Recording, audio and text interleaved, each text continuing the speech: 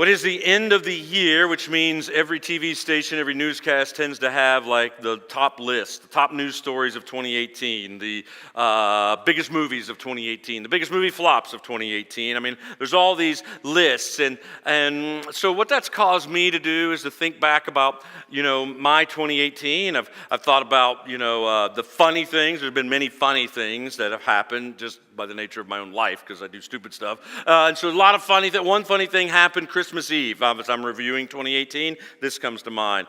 We were coming back from my mom's. We pulled into a Maristop to get some ice for an open house we were having later that evening after the service. And so we pull in. Christy's driving. We have all the kids in our van. I jump out. I go in. She parks. I wait in line for a while. Get a bag of ice. I walk out. I walk up to our van. And I go to the driver's side, and Jesse is in the seat. I'm like, why did he move up to where I was sitting? And then he was just going to town, clapping, singing a Christmas song. Like, what is he doing? And so I go to get in the sliding door, grab it, and then I look, and the kid turns a little bit. It's not Jesse. In fact, it's not my van. And so I turn, and 2 cars down, there's Christy and all my kids laughing because they see the whole thing happen. In fact, she, my lovely wife, everybody thinks she's sweet, but she told the kids as I walked out, she says, "Where's he go?" "Oh, watch this. This is going to be good." And so they all, so pray for her. So a lot of funny things. I could tell more stories, many of which aren't appropriate, about funny things that have happened to me over the last year. But anyway, lots of good stuff there. But there's also been not only fun things, there's been just milestones. And so, I think we celebrated 20 years as a church and had a lot of fun doing that this year with reminiscent interviews, people reminiscing that have been with us since the beginning, or special outreach events. I mean, who can forget the pool party where we packed out Miller? They're going to have to cap it off, and it was just amazing that outreach. And so a lot of cool events like that. I think about milestones in my kids' lives. I think of some sports stuff like, Luke setting several PRs in track and cross country, Emmy being one of the fastest 7th grade girls in a couple of the events she was at. Of course, Jesse and his team winning the district championship. Of course, another milestone is a huge milestone. Jesse graduated. That's a milestone in the family's life, So a lot of cool stuff there. There's also been challenges. I mean, my mom battled breast cancer and made it through that. That's a challenge. Many of you remember in the summer, one of my best friends from golly, 30 years ago on, Louis Weber passed away. So there's been that. It was a challenge. It still continues to just think about it, think about their family, especially this time of year. How about you? What kind of events did you have? I bet you had a lot of good events over the last year. I bet you had some surprises that were really good. You got the promotion you weren't thinking about. You got word, you got a new grandchild on the way. You got a grade you didn't think you were going to get in a class. Probably lots of different surprises came along the way. And there were probably some bad surprises too. Relationship that went south. Friendship that broke for some reason. You're not even sure why still. Maybe you didn't get into the program you wanted to at the college that you were applying for, the training you were hoping. You didn't get the promotion, or you lost someone that you loved to some disease. Now, here's the interesting thing. All those kind of things, good and bad, those kind of things are going to happen next year, right? 2019? I mean, we don't know what's coming. There'll be good events, bad events. But here's the good news. Into those kind of years, the kind of year we just had, the kind of year we're going to have, Jesus wants to break through in all those different events. He wants to be a part of your life no matter what kind of events 2019 holds. Now, we've just finished this series, or we're in the midst of it, we're finishing it today, called Inbreaking, and how the kingdom comes at Christmas. And so everything we've been talking about, singing about, is this the idea of Christ breaking through. And it's such a joyful time. It focuses us, it tunes us in. But how could Christ break into our lives beyond Christmas? How can we experience kingdom inbreakings beyond Christmas? How can we continue to see hope and peace and love and joy break in? How can we continue to see light break into the darkness of our lives? I want that, don't you? I want to see Christ continually break through in the routines of life, just the mundane, the boring, the good events. I want him to break through. Man, I'm desperate for him to break through the hard events too, aren't you? I want to break through all of it. How could he do that? How could he do that? Now you might be saying, I don't even know how Jesus would break through into my life at all. I'm so ordinary. I get that. There's many times where I look at different people I look up to or heroes of the faith that I think, I'm just an ordinary dude. I have nothing special. I got some talents, but whatever, man. I'm not this person. I'm not that person. You ever get that way? You're like, I'm just ordinary. How could I? Or other times I recognize my fragileness. It doesn't take much at times. I see my own fragileness of just, sometimes it might just be a cross comment from somebody that I love, or somebody critiquing something, here at the church, or something as simple as a toothache. And I'm like, man, you are so fragile. These little things will just set you off. You just go into a funk after something little. And then I just beat myself up because I think, you're going to let that little thing make you down? And then that never helps. And, you ever feel fragile, just weak? Maybe it's sinful. Maybe you say, I couldn't see Christ use me next year because there's just some sinful areas in my life. I get that. Struggle with overeating and pride and, selfishness. I'm fully aware of I'm sinful. I'm sure I don't see all the areas, but I see some big ones. And it can be hard to say, would Christ still use me with these areas? Perhaps for you, it's drama and trauma. Maybe you're in the midst of drama and trauma right now, whether drama of relationships, marriage, kids, friends, parents, whatever. Maybe it's trauma, like sickness or illness or of someone you love or yourself. And you think, how could Christ break into that? Well, this might come to a surprise for many of us, but the guy that wrote most of the New Testament in the second half of the book of the Bible, a guy named Paul. He was a missionary. He started churches. He was called an apostle, which meant one sent by Christ to proclaim the good news of Jesus and to start churches. He struggled with all those things at times. He struggled with being fragile and weak. We think he had poor eyesight. He struggled with his reputation. He had been a persecutor of Christians, and that kind of dogged him his whole career, because eventually the guy that was putting Christians in jail and persecuting them becomes a Christian himself, becomes a Christian leader, and that kind of plagued him. He was aware and confessed his own sinfulness. He certainly went through a lot of trauma and drama as people left him, friends betrayed him, and he would be put into prison, into jail for his beliefs. And yet he continually saw Jesus break into his life. He continued to see the kingdom break in. I think we can learn something from his life and what he has to say about how to continue to see inbreakings of God no matter what we're going through. If you have your Bibles, turn to 2 Corinthians chapter 4. And as you turn there, I'm going to talk a little bit, just set up the scene. 2 Corinthians is the second letter that we have that Paul has written to this church. He had started that church in Macedonia. He had went around most of the known world at that time proclaiming Jesus and starting churches. After he had left, apparently some people who were self-proclaimed super apostles arrived, and they proclaimed how powerful they were. They were very eloquent speakers. They showed that off. They got into the deep things of God and impressed people with that. And they actually began to turn people away from Paul and Paul's leadership. They began to say, Paul's just ordinary. He doesn't have flashy speech. He's weak. He's got bad eyesight. He's got this disease thing going. He's been beat up. He's been put in prison. Surely he can't be God's man. He can't be used by God if he's going through all that. They might point out even his sin. Most of all, he just pointed out how good they were and how well adjusted, how put together they were, and how God used people like them. Paul writes 2 Corinthians, and the first 3 chapters, he is talking about the glory of God on one hand, and then the suffering that believers go through. The glory of God on one hand, and the tension that's with that the glory of Christ, and then Christ on a cross, and it sounds like foolishness. And there's that tension he keeps weighing out. Then in 2 Corinthians 4, he begins to press it out into his life and into these believers' lives, and begins to talk to them about how they can be used, even though they're ordinary, fragile, and weak, and they can see inbreakings of God. Let's take a look at that for ourselves. Let's take a look at the scripture here.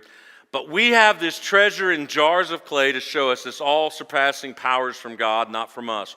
We are hard-pressed on every side, but not crushed, perplexed, but not in despair, persecuted, but not abandoned, struck down, but not destroyed.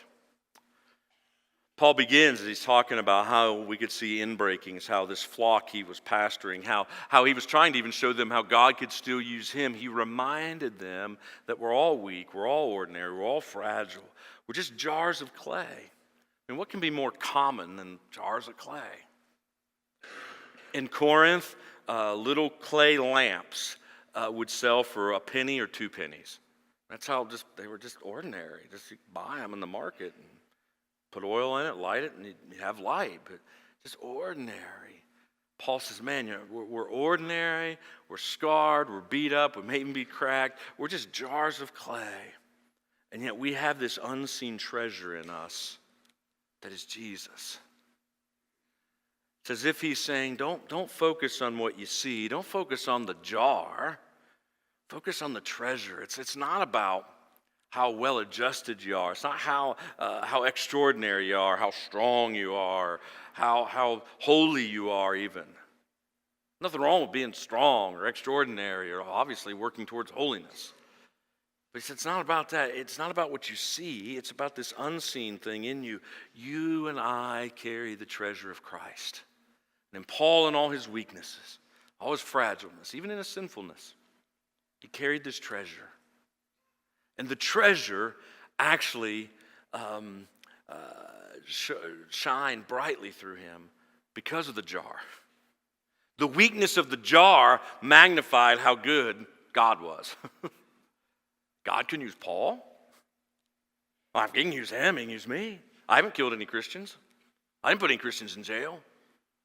You know? You don't focus on the jar that's seen. You focus on the treasure inside that's unseen.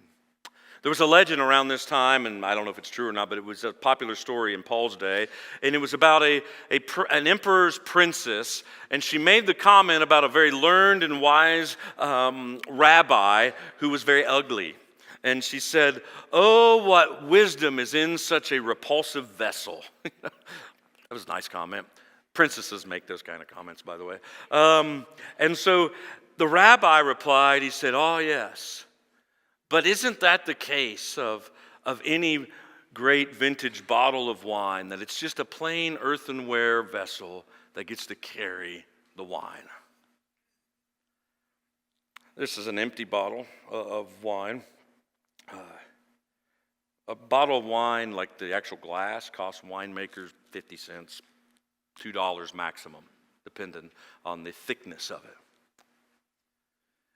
It's pretty just common.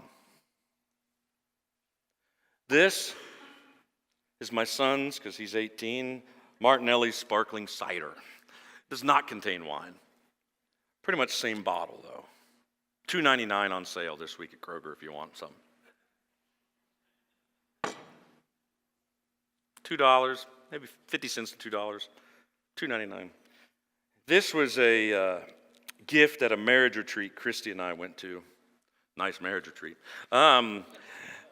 Cellar Door Winery, the best of Maine, Prince Valiant 2013. Nothing too special. It's $21, but still nice.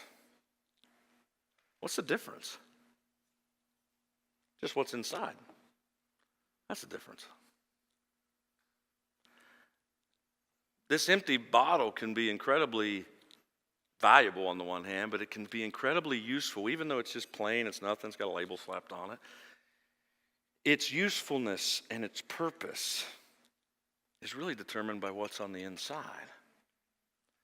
I think that's what Paul's saying. You might just be some ordinary bottle that could have anything from water to be a vase to sparkling cider to $21 wine, and way up have maybe some incredibly vintage wine that's way more than $21.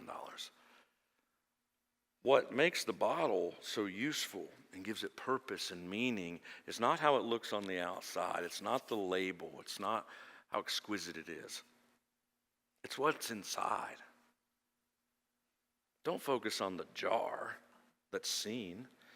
Focus on the treasure within, Paul says. Now, over the last few weeks, many of you have enjoyed some of the stories that I've been telling, particularly 3 weeks ago, about Corrie ten Boom. One of the interesting things about Corrie ten Boom, who became a great evangelist after World War II and was a great evangelist during her stay at Ravensbrück concentration camp, is this. She was so ordinary. When she gets arrested, she's a 52-year-old, single, middle-aged woman who the most kind of extraordinary thing about her was she was the first woman in Holland ever licensed as a watchmaker.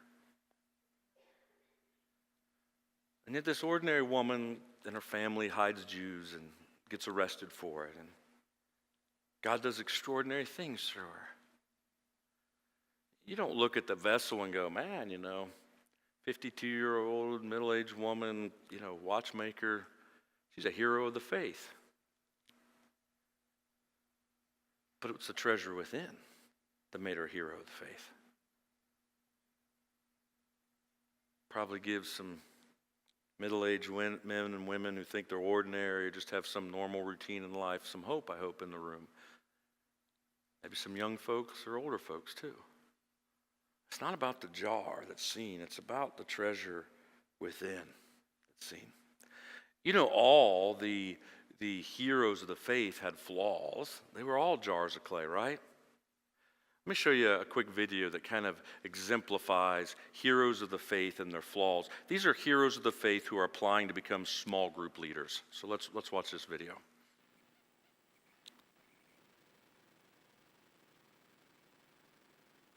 All right, next up, King David. Thanks for coming, King David. What qualifies you to be our next small group leader? Well, what was that word you used before my name? King? Yeah, king, right. How many of those am I up against? My strengths. Plagues. I'm pretty good with the staff. Can't decide who gets the last brownie? Cut it in two. Boom. Wisdom. Parting large bodies of water. Desert survival skills. Weaknesses. Weaknesses. Mountain climbing. Commandment retrieval. Does that look weak to you? And I can make a pretty mean goat sausage.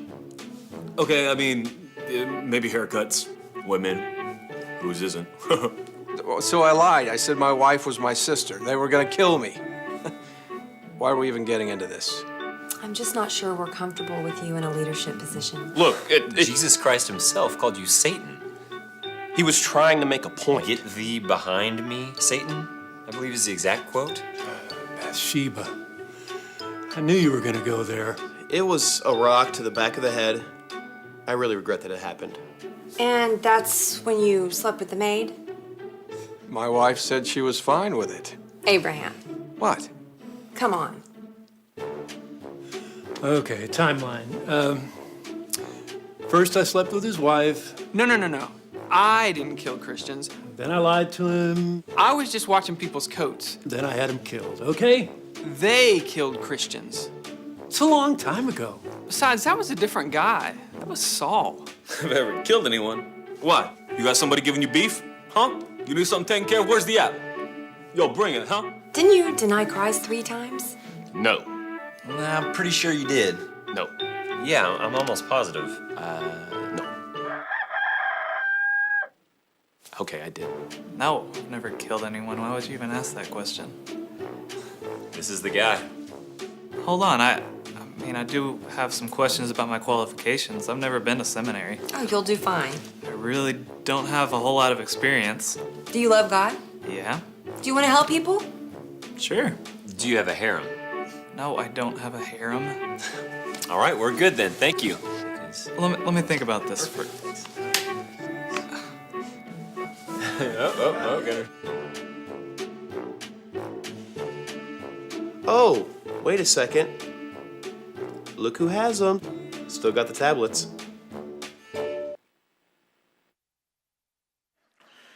So God uses flawed people, right?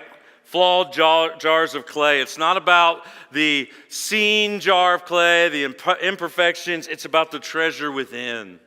Now, Paul presses this out even more a few verses later. Jump down to verses 16 and through 18 in chapter 4. Therefore, we do not lose heart, though outwardly we're wasting away, yet inwardly we're being renewed day by day. For our light and momentary troubles are achieving for us an eternal glory that far outweighs them all. So we fix our eyes not on what is seen, but what is unseen, since what is seen is temporary, but what is unseen is eternal. So, man, we don't lose heart, no matter what we're going through.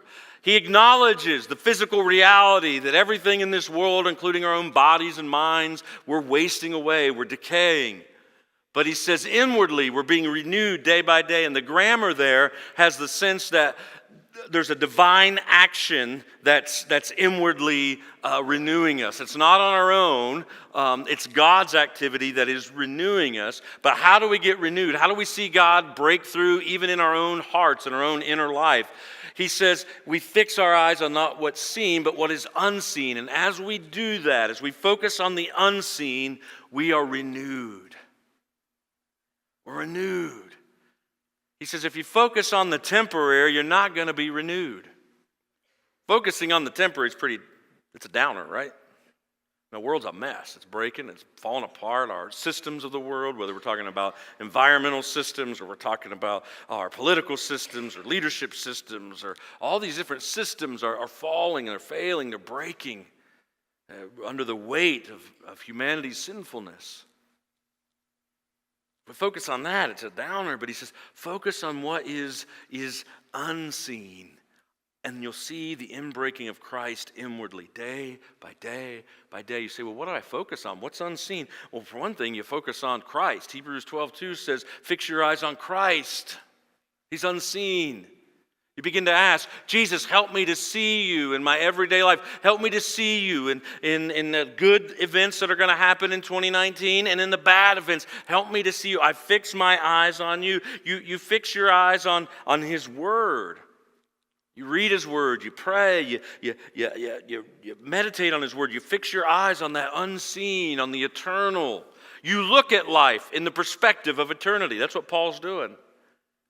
He's not devaluing the suffering that he and his friends went through. He's not devaluing the suffering of having his eyesight go. He's not devaluing the suffering of being beat and stoned several times, whipped and imprisoned at least twice, maybe 3 times we think. He's not devaluing it. He's going to end up having his head cut off for Jesus. He's not devaluing the suffering he's going through. What he's saying is it looks different when I look through the lens of eternity.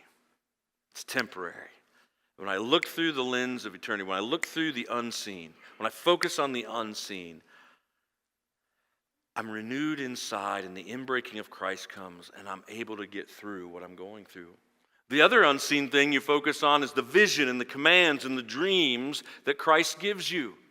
For Paul, that was the call in his life to plant many churches around the known world. For you, it may be discipling your family or being engaged in a ministry or witnessing at work or starting a business the Lord puts on your heart. I mean, it's whatever dream and vision He's given you. You focus on that's unseen. It doesn't feel real because it's not tangible, but it is real because it's from God.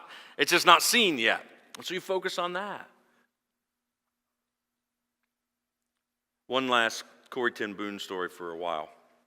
Because I've used her a lot the last few weeks. Her sister Betsy had 3 visions while in the prison camp. One vision was, she said in 1944, she said to Corrie, her sister said, we are going to both be released by the end of 1944.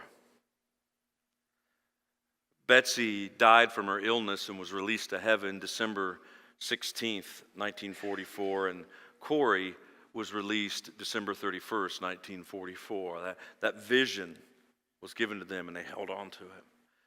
The second vision that Betsy had, she said, when the war's over, there'll be no use for concentration camps. We must paint them and put flower boxes on them and bring the people whose lives were destroyed by the camps, bring them back to rebuild them.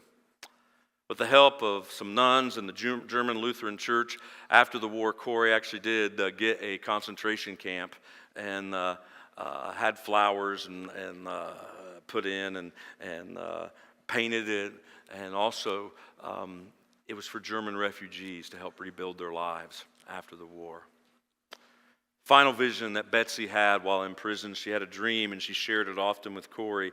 She says, when we get out, we're gonna have a mansion. These were just simple watchmakers that lived in a very small house. We're gonna have a mansion. Hundreds of people are gonna come. It's beautiful. I can see it. It's many, many rooms, Corey, and it has inlaid wood floors and has statues built into the wall and flower gardens. Oh, won't it be good for people who are in concentration camps? Won't it be good for their rehab just to be flower gardeners and raise flowers? After the war, or actually after Corey was released, the war was still going on in the spring, late spring of 1945. Parts of Holland had been liberated, but not all of it. Corey was at a meeting and was sharing with the people her experiences in Ravensbrück and how the Lord had met them there. And she, at the end, a very eloquently dressed elderly lady comes up to her and says, my name is so-and-so, and she recognized the name but never met her.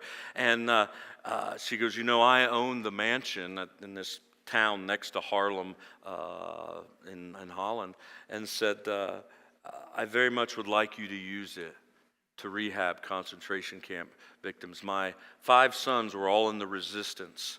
My only one was arrested, and he's in Germany. I haven't heard from him. But the Lord told me when he is released, as a thank you gift, I should give my mansion for the use of rehabilitating concentration camp survivors. A few weeks later, that son was released. The lady showed up at Corey's door and said, may I take you? Had a chauffeur and the whole deal. May I take you to see my mansion? She says, I always knew where the mansion was, but it had so many hedges and high trees, you never saw it.